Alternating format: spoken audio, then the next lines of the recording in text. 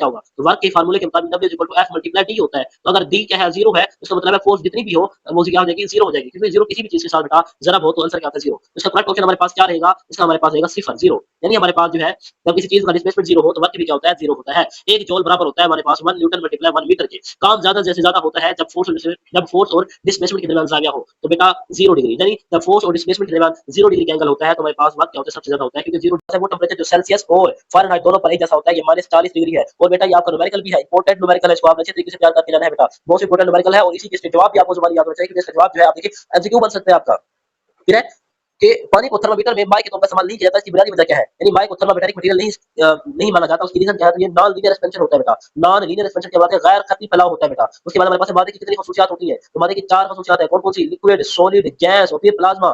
ठीक है बेटा। और मादे की चौथी हालत कौन सी है? वो प्लाज्मा है बेटा। प्लाज्मा क्या है बेटा? फोर्थ स्टेट है, फोर्थ स्टेट। ये भी आपके पास है, जिस्म के डिस्प्लेसमेंट को वक्त से तकसीम करने पर क्या हासिल होता है? यानी आप जब किसी चीज के डिस्प्लेसमेंट डी को तकसीम करते हैं टी के ऊपर, इसको समझिएगा, यानी डी बटा टी वाला बन रहा है। तो ये कौन सी चीज बनती है? यानी डिस्प्लेसमेंट में तब्दीली की शरह को क्या बोलते हैं? वेलोसिटी। ये वेलोसिटी का फार्मूला बन जाता है बेटा। ये मोस्ट इंपोर्टेंट एमसीक्यू है, याद कर लीजिएगा। थोड़ा सा कंसेप्चुअल है लेकिन इसको समझ के याद कीजिएगा। इसका करेक्ट ऑप्शन क्या है? हमारे पास वेलोसिटी है। क्या है? वेलोसिटी इसका करेक्ट ऑप्शन है बेटा। मादा जिस डेंसिटी सबसे कम हो क्या कहलाता है? वो पॉलीथीन छापर जो होते हैं बेटा, इनकी डेंसिटी सबसे कम होती है। देखिए हवा में उड़ जाता है तो उसकी डेंसिटी क्या होती है? कम होती है। छापर, प्लास्टिक वगैरह, पॉलीथीन। अस्सलामु अलैकुम डियर स्टूडेंट्स, आज की इस वीडियो के अंदर हम आपके साथ 9th क्लास फिजिक्स के फुल बुक के चैप्टर वाइज एमसीक्यूज बेटा डिस्कस करेंगे।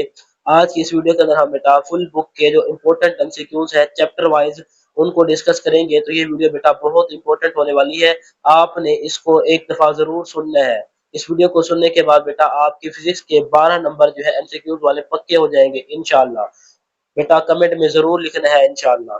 चलिए आज की वीडियो को स्टार्ट करते हैं। बेटा चैप्टर नंबर 1 जो है हमारे पास, इसका जो है मोस्ट इंपोर्टेंट जो एमसीक्यूज है उसमें पहला एमसीक्यूज है बेटा, which tool is used to measure the length of an object. किसी चीज की लंबाई मापने के लिए कौन सा आला इस्तेमाल होता है? तो ऑप्शन ए बेटा हमारे पास है, ऑप्शन ए जो है हमारे पास वो है रूलर, ऑप्शन बी है क्लॉक, घड़ी, थर्मामीटर या फिर कैलकुलेटर। तो बेटा इसका करेक्ट ऑप्शन है हमारे पास रूलर, यानी लंबाई मालूम करने के लिए हम क्या इस्तेमाल करते हैं? रूलर का इस्तेमाल करते हैं। नेक्स्ट एमसीक्यू है बेटा हमारे पास, the smallest quantity among these, यानी आपने इन सब में से सबसे छोटी जो क्वांटिटी है वो बतानी है, छोटी मिकदार बतानी है। तो 0.01 ग्राम है, 2 mg है, 100 माइक्रोग्राम है, 5000 नैनोग्राम है। बेटा जो माइक्रो होता है वो 10 की पावर -6 होता है, जबकि नैनो 10 की पावर -9 होता है। तो -9 वाली जो वैल्यू होती है बेटा वो छोटी वैल्यू होती है, क्योंकि माइनस में जो वैल्यूज होती है वो असल में कम होती जाती है। तो इसलिए इसका जो करेक्ट ऑप्शन बेटा हमारे पास बनेगा वो क्या बनेगा? 500 नाइनोग्राम। फिर हमारे पास है वर्नियर कैलिपर किसने इजाद किया? आइंस्टाइन ने, गैलीलियो ने, प्लेरी ने या न्यूटन ने? तो बेटा हमारे पास जो कैलिपर है वो प्लेरी ने इजाद किया था। उसके बाद हमारे पास जो बेटा नेक्स्ट एमसीक्यू है वो कहता है, दरअसल में से कौन सी एक बुनियादी मिकदार है? यानी आपने बताना है कि इसमें हमारे पास स्पीड है, डेंसिटी है, टाइम है और एरिया है। इसमें बेस क्वांटिटी कौन सी है? तो बेटा हमारे पास इसमें है, हमारे पास जो है वो वक्त है, यानी हमारे पास जो टाइम है बेटा वो क्या है? एक बेस क्वांटिटी है। उसके बाद हमारे पास जो नेक्स्ट एमसीक्यू है बेटा, 1 फेम्टोमीटर इज इक्वल टू, तो 1 फेम्टोमीटर जो है बेटा वो 10 की पावर -15 मीटर के इक्वल होता है। उसके बाद बेटा हमारे पास नेक्स्ट एमसीक्यू है कि बुनियादी मिकदार की निशानदही करें। इसमें हमारे पास बेटा कौन कौन सी है? इसमें हमारे पास एरिया है, स्पीड है, फोर्स है और डिस्टेंस है। तो बेटा हमारे पास जो डिस्टेंस है ये क्या है? हमारी बेस क्वांटिटी है, यानी बुनियादी मिकदार है। बाकी सारी जो है बेटा महफूज मिकदारें हैं। उसके बाद what is the SI unit of mass? ये वेरी इंपॉर्टेंट बेटा एमसीक्यू है। एसआई यूनिट ऑफ मास, मास का आपने एसआई यूनिट बताना है, तो कौन सा है? किलोग्राम। यानी जब भी हम मास को लेते हैं किलोग्राम के अंदर लेते हैं। What is the unit of electric current? Electric current का यूनिट क्या है? तो एम्पेयर है बेटा इसका करेक्ट ऑप्शन। फिर speed is example of, speed किस चीज की मिसाल है बेटा? तो फिजिकल क्वांटिटी है, ना ही ये गैर तभी मिकदार है, ना ही ये बेस क्वांटिटी है। What base is used in scientific notation? बेटा साइंटिफिक नोटेशन के अंदर आप कौन सी असास बेस इस्तेमाल करते हैं? तो आपने बेटा देखा होगा कि जब कभी आप क्या करते हैं, साइंटिफिक नोटेशन में कोई चीज लिखते हैं तो उसमें आप 10 की पावर का इस्तेमाल करते हैं। जैसे 10 की पावर 2 है, 10 की पावर 3 है। इसमें जो पावर 10 होता है ना बेटा, ये होती है बेस। क्या होती है? ये हमारे पास बेस होती है। तो उसमें ही पूछ रहा है कि जो साइंटिफिक नोटेशन है उसमें बेस कौन सी होती है? तो बेटा साइंटिफिक नोटेशन में जो बेस होती है वो हमारे पास क्या होती है? 10 होती है। क्या होती है? 10 होती है। फिर हमारे पास नेक्स्ट ऑप्शन है बेटा मास इज एग्जांपल ऑफ, मास किस चीज की मिकदार है, ये हमने बता दिया कि मास जो हमारे पास क्या है वो बुनियादी मिकदार है। उसके बाद हमारे पास what is the SI unit of pressure, pressure का एसआई यूनिट क्या है, तो बेटा पास्कल है। क्या है, प्रेशर का एसआई यूनिट पास्कल है। उसके बाद हमारे पास है which tool is used to measure the time duration of an object, किसी भी ऑब्जेक्ट का अगर आपने टाइम मालूम करना है तो आप कौन सा आला इस्तेमाल करते हैं, तो इसका करेक्ट ऑप्शन है बेटा हमारे पास वॉच है, क्लॉक। ठीक है बेटा। उसके बाद है which quantity has the symbol metre per second, तो बेटा हमारे पास जो मीटर पर सेकंड है बेटा, ये मीटर पर सेकंड ये या तो हमारे पास वेलोसिटी v होती है, इसकी सिंबल यूनिट होता है, या फिर हमारे पास जो है ये स्पीड का होता है। किस चीज का होता है, स्पीड का होता है। तो ये देखिए मीटर पर सेकंड किस चीज के अलावा था, हमारे पास यहाँ वेलोसिटी का ऑप्शन नहीं है तो फिर स्पीड है। नेक्स्ट हमारे पास बेटा जो एमसीक्यू है वो है हमारे पास थर्मामीटर किस चीज की पैमाइश के लिए इस्तेमाल करते हैं, तो बेटा थर्मामीटर को हम बुखार चेक करने के लिए, टेम्परेचर मालूम करने के लिए, दर्जा हरारत मालूम करने के लिए इस्तेमाल करते हैं। बेटा अगर ये आपको वीडियो पसंद आ रही है और आपको लगता है कि हमारे एमसीक्यू तैयार हो रहे हैं तो बेटा वीडियो को लाइक और शेयर कर दें अपने उन दोस्तों को जिनकी तैयारी नहीं है, ताकि वो आपको दुआएं दे। नेक्स्ट हमारे पास जो बेटा एमसीक्यू है what is a displacement can is use, यानी इसमें आपने बताना है कि जो डिस्प्लेसमेंट कैन होती है उसको किस मकसद के लिए इस्तेमाल करते हैं, तो बेटा वॉल्यूम ऑफ अ सॉलिड, यानी किसी भी सॉलिड का वॉल्यूम मालूम करने के लिए हम डिस्प्लेसमेंट कैन का इस्तेमाल करते हैं। नेक्स्ट एमसीक्यू हमारे पास दर्ज इनमें से कौन सी चीज नाकाबिल पैमाइश है, यानी गैर तबी मिकदार है, यानी जैसे हमारे पास जिसको हम पैमाइश नहीं कर सकते, उसमें हमारे पास बेटा खूबसूरती है और वॉल्यूम है। बेटा ये हमारे पास जो है इसमें जो वॉल्यूम है ना, वॉल्यूम इसको हम पैमाइश कर सकते हैं जबकि खूबसूरती को नहीं कर सकते। ठीक है, खौफ को आपको क्या पता, आप किसी को ये कहते हैं कि मुझे कितना खौफ है, 10 मीटर खौफ है, 10 किलो का खौफ है, या फिर तुम 10 किलोग्राम खूबसूरत हो, तुम 100 मीटर खूबसूरत हो, तो यानी ये जो है ना ये हमारे पास गैर तबी मिकदारें हैं, तो जिसको हम माप सकते हैं वो हमारे पास क्या होती है, तबी मिकदार। और वॉल्यूम जो है बेटा वो क्या है, इसका करेक्ट ऑप्शन है। उसके बाद देखें 1 मेगा इज इक्वल टू, बेटा 1 मेगा जो होता है बेटा वो 10 की पावर 6 होता है। कितना होता है, 10 की पावर 6 होता है। तो इसका करेक्ट ऑप्शन हमारे पास कौन सा है बेटा, पहला पहला जो है इसका करेक्ट ऑप्शन है। नेक्स्ट चलते हैं बेटा चैप्टर नंबर 2 के, अब हम चार्ट क्वेश्चन एमसीक्यू डिस्कस करेंगे।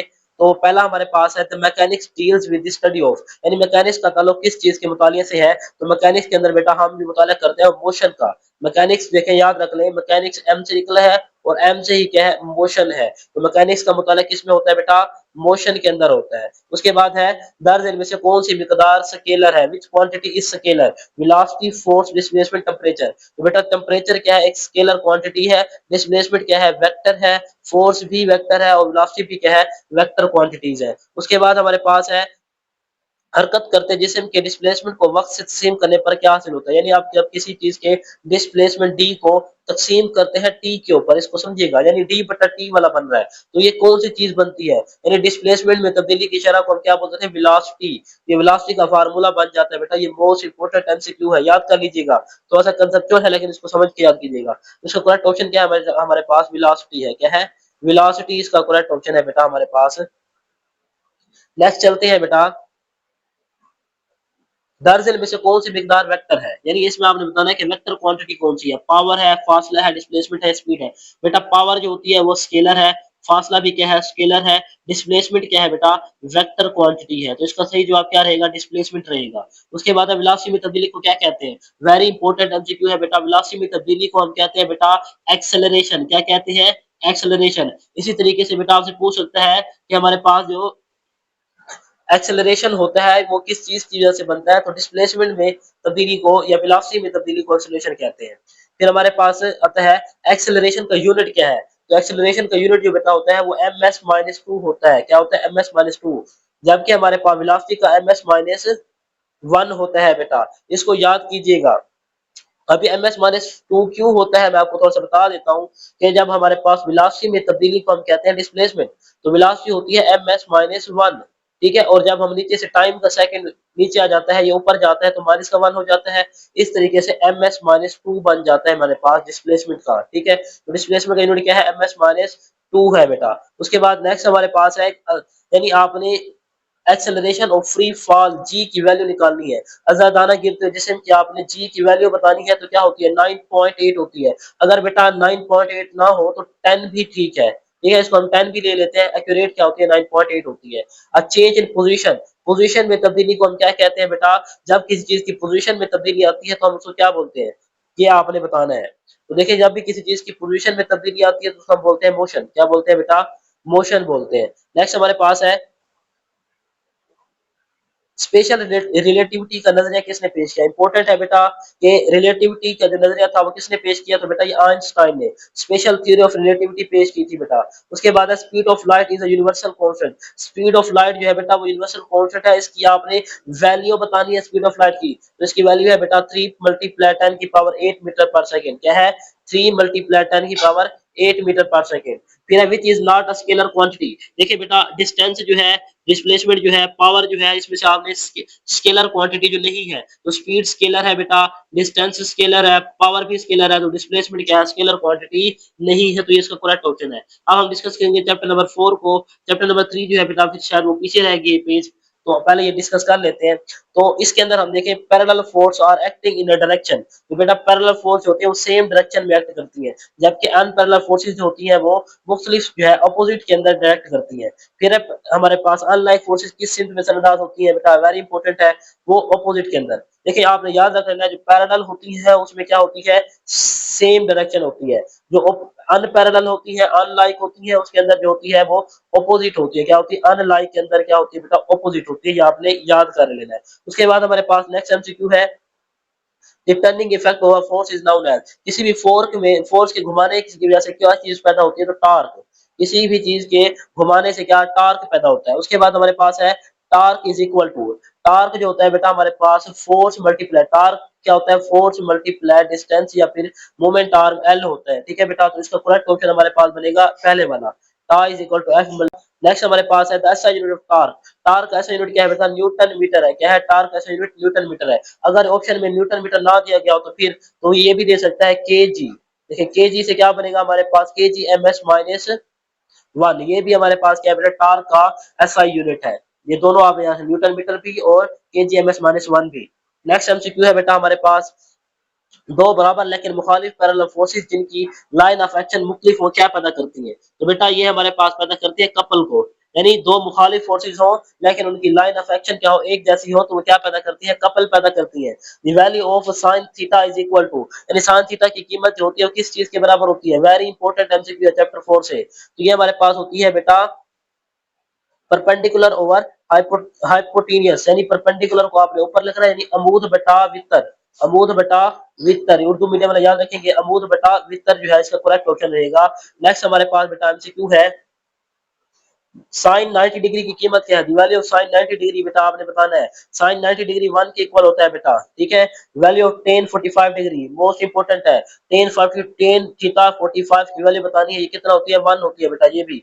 और कुव्वत का हुज्म दिया जाता है, the magnitude of force is given by, यानी फोर्स की जो मैग्नीट्यूड होती है उसको हम किस चीज में मापते हैं, उसका फार्मूला क्या होता है, तो ये हमारे पास होता है F is equal to F X square बटा एफ वाई स्क्वायर। ठीक है बेटा, बी ऑप्शन है इसका। उसके बाद हमारे पास नेक्स्ट है, रिजल्टेंट वेक्टर की सिमत मालूम की जा सकती है, तो ये हमारे पास ये फार्मूला होता है, theta is equal to tan inverse F Y बटा एफ एक्स। टेन इनवर्स बेटा एफ वाई बटा एफ एक्स, तो ये आपका करेक्ट ऑप्शन है ए वाला।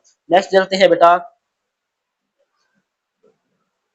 A body is at rest in, यानी एक बॉडी जो है, एक जिस्म जो है रेस्ट में होता है, कब होता है, तो ये किस चीज की मिसाल है, स्टैटिक इक्विलिब्रियम। यानी कोई जिस्म जो है रेस्ट में है तो ये क्या है, स्टैटिक। स्टैटिक इक्विलिब्रियम है, नहीं रुका हुआ है। स्टैटिक का मीनिंग क्या होता है, रुका हुआ। फिर है फर्स्ट कंडीशन इक्विलिब्रियम क्या होती है, इंपॉर्टेंट है बेटा, वेरी इंपॉर्टेंट है।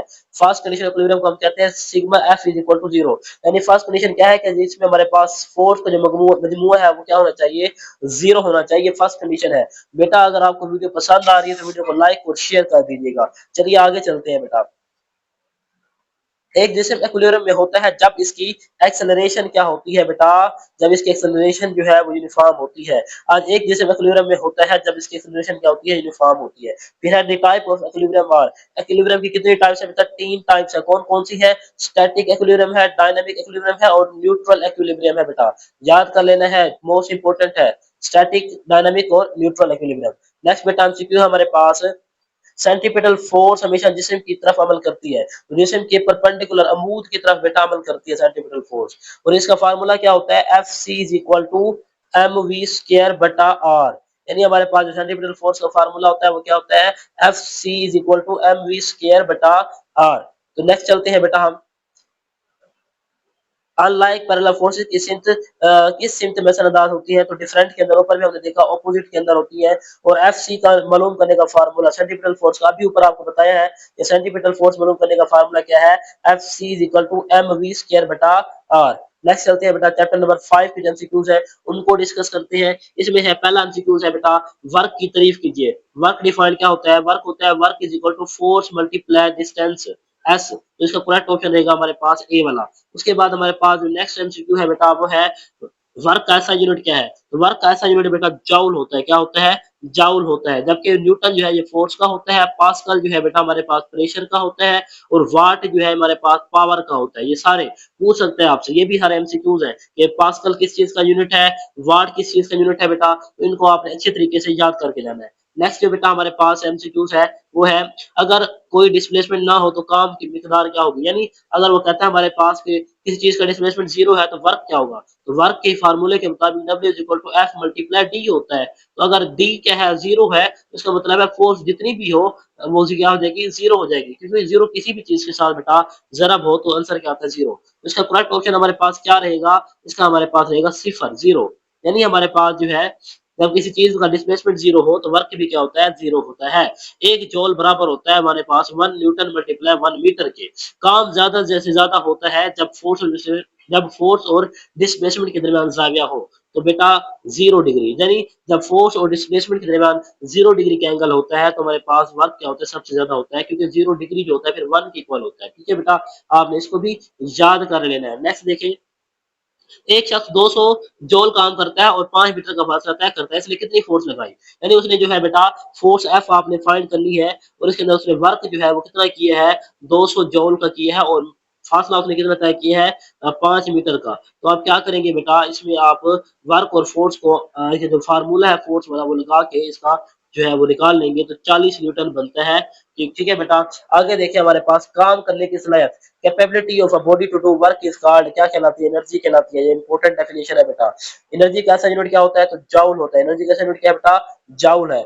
उसके बाद हमारे पास है, अभिशार के ऊपर मौजूद पानी में कौन सी तवानाई होती है, water as top of waterfall. जब ऊपर से पानी गिर रहा होता है वाटरफॉल के अंदर, उसमें कौन सी एनर्जी होती है, तो बेटा पोटेंशियल एनर्जी होती है। ठीक है, पोटेंशियल एनर्जी क्या होती है, किसी भी जिसम में उसकी पोजीशन की वजह से जो एनर्जी होती है उसको क्या बोलते हैं, पोटेंशियल एनर्जी बोलते हैं बेटा। नेक्स्ट चलते हैं बेटा, अगर किसी जिस्म की काइनेटिक एनर्जी को दुगना कर दिया जाए तो इसके मोमेंटम की मिकदार क्या होगी। तो इसके मोमेंटम की मिकदार बेटा क्या हो जाएगी, बेटा इसके मोमेंटम की मिकदार हो जाएगी 4 गुना। क्या हो जाएगी बेटा, 4 गुना। फिर हमारे पास है, which of the following is not a renewable energy source. तो बेटा फॉसिल फ्यूल जो है ये नॉन रिन्यूएबल एनर्जी सोर्स है। यानी एक दफा पेट्रोल वगैरह खत्म हो गया हम इसको दोबारा नहीं बना सकते। सोलर एनर्जी क्या है, रिन्यूएबल है, इसको दोबारा बना सकते हैं। विंड एनर्जी यानी हवा से बिजली पैदा करना, ये भी मुमकिन है। हाइड्रोलिक इलेक्ट्रिक एनर्जी यानी पानी से, ये सारे क्या है, इनको हम दोबारा बना सकते हैं, लेकिन फोसल्स को दोबारा नहीं बना सकते। उसका करेक्ट ऑप्शन क्या है हमारे पास, फोसल फ्यूल्स है। नेक्स्ट एमसीक्यू है बेटा, सूरज की रोशनी को बिजली में पैदा तब्दील करने वाला आला क्या कहलाता है। तो सूरज की रोशनी को बिजली में कन्वर्ट करता है, इसको बोलते हैं सोलर सेल्स। यानी प्लेटें जो आजकल इस्तेमाल हो रही है बेटा ये वही है। फिर है रेट ऑफ डूइंग वर्क, काम करने की शरह को हम क्या कहते हैं, पावर। ठीक है, फिर है पावर किसके बराबर होती है, तो पावर होती है हमारे पास P is equal to W over T, P is equal to W over T. तो ये इसका करेक्ट फार्मूला है बेटा। नेक्स्ट चलते हैं बेटा, एक हॉर्स पावर बराबर होती है बेटा 740 वाट के। फिर चैप्टर नंबर 6 के एमसीक्यूज है बेटा, वो फोर्स जो किसी जिस्म की शक्ल और जिसामत को बदल देती है कहलाती है डिफॉर्मिंग फोर्स। बेटा ये आपके पास शॉर्ट क्वेश्चन भी है, इसको याद करना है कि डिफॉर्मिंग फोर्स क्या होती है, वो फोर्स जो किसी जिस्म की शक्ल और जिसामत को बदल देती है। डिफॉर्म, डिफॉर्म यानी फॉर्म कहते हैं शक्ल को, डिफॉर्म बिगाड़ देना। ठीक है बेटा, तो ये एमसीक्यू भी है और इंपॉर्टेंट डेफिनेशन भी है आपकी। नेक्स्ट चलते हैं बेटा, हुक का कानून का फार्मूला क्या है, तो एफ इज इक्वल टू के एक्स हमारे पास बेटा हुक के कानून का फार्मूला होता है। फिर आपने बताना है कि हुक के कानून के अंदर जो के होता है फार्मूला के अंदर के को क्या कहा जाता है, इसको स्प्रिंग कांस्टेंट कहा जाता है। क्या कहा जाता है बेटा, स्प्रिंग कांस्टेंट कहा जाता है। नेक्स्ट जो बेटा हमसे क्यों हमारे पास स्प्रिंग कांस्टेंट का ऐसा यूनिट क्या है, तो बेटा ये न्यूटन मीटर होता है। यानी न्यूटन बटा मीटर, न्यूटन पर मीटर कहते हैं इसको। डेंसिटी का फार्मूला बताना है बेटा आपने। डेंसिटी का फार्मूला क्या होता है, तो ये होता है मैस बटा मैस, डेंसिटी होती है मैस बटा वॉल्यूम होती है, मैस बटा वॉल्यूम, मैस प्लस वॉल्यूम भी कहते हैं इसको। What is SI unit of density, बता दिया आपको, केजी बटा एमएस माइनस 1 होता है, केजी m3 होता है बेटा, केजी m-3 कर देंगे जब ऊपर जाएगा, ठीक है, तो ये kg-m-3 भी आपका करेक्ट ऑप्शन रहेगा। लकड़ी के 1 सेंटीमीटर मकब का वजन 7.7 ग्राम है, जबकि इतने ही लोहे का कितना होगा, तो ये हमारे पास 8 ग्राम होगा। फिर है ऐसा substance that has no density, यानी ऐसा मादा जिसकी डेंसिटी सबसे कम हो, क्या कहलाता है?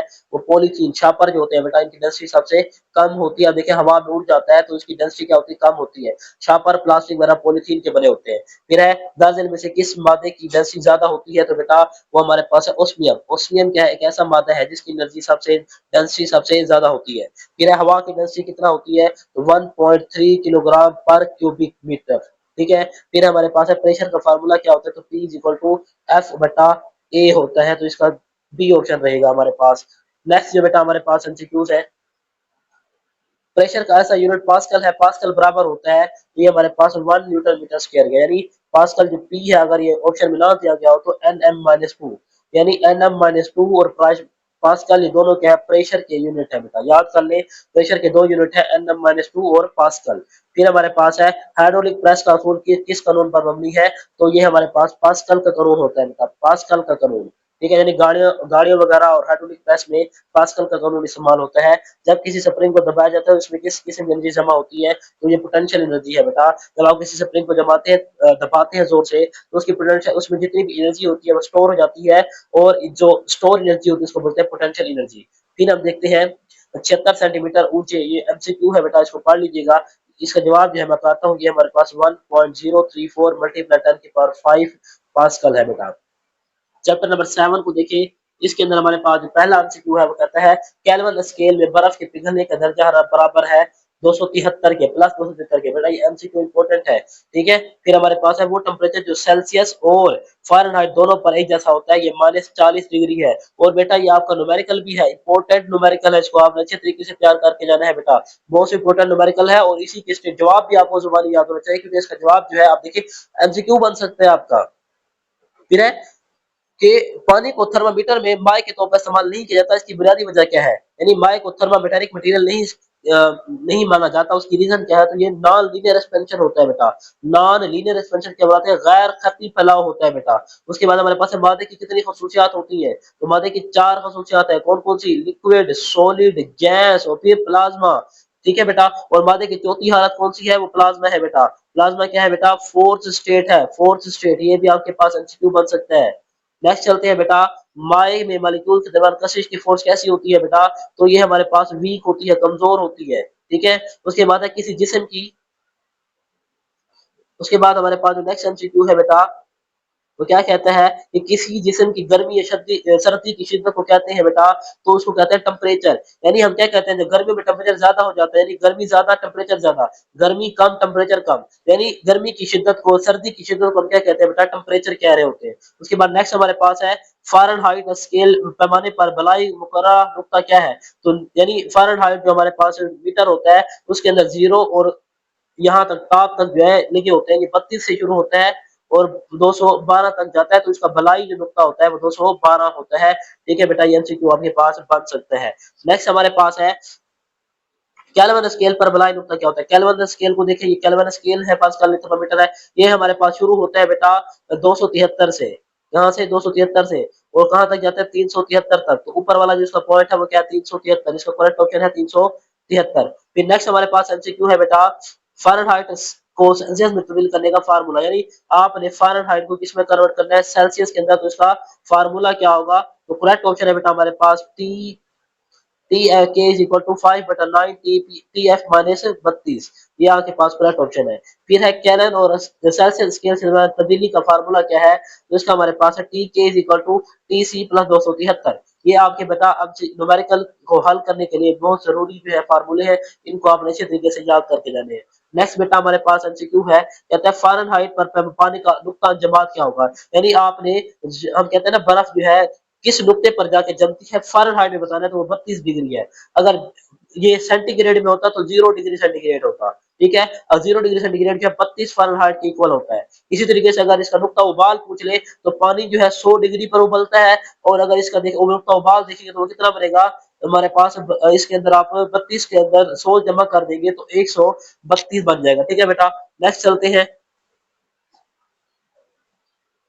हीट का ऐसा यूनिट क्या है, तो हीट का ऐसा यूनिट है जॉउल, ठीक है, हीट का ऐसा यूनिट क्या है बेटा, जॉउल है। उसके बाद हमारे पास जो नेक्स्ट एमसीक्यूज है चैप्टर नंबर 8 के, उसमें कौन कौन से हैं, पहला है मैग्नेटिज्म इज अ, मैग्नेटिज्म एक डैश है जो मैग्नेटिक मवाद पर फासले से असरदार होती है। तो मैग्नेटिज्म बेटा एक फोर्स है, मैग्नेटिक फोर्स बोलते हैं इसको, क्या बोलते हैं, मैग्नेटिक फोर्स बोलते हैं। तो ये बेटा मोस्ट इंपोर्टेंट एमसीक्यू है, अच्छे तरीके से करके जाएगा।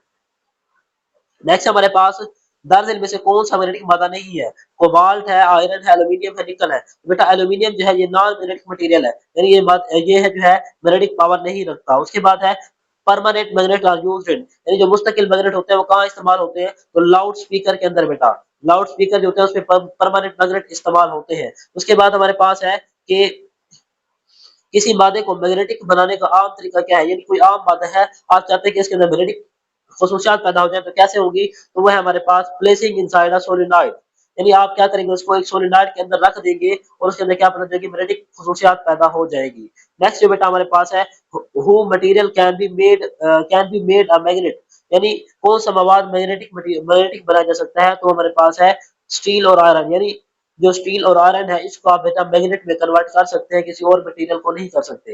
Electromagnets are also good example of, बरकी मकनातीस की अच्छी मिसाल है, तो ये आरसी मैग्नेट्स की अच्छी मिसाल है।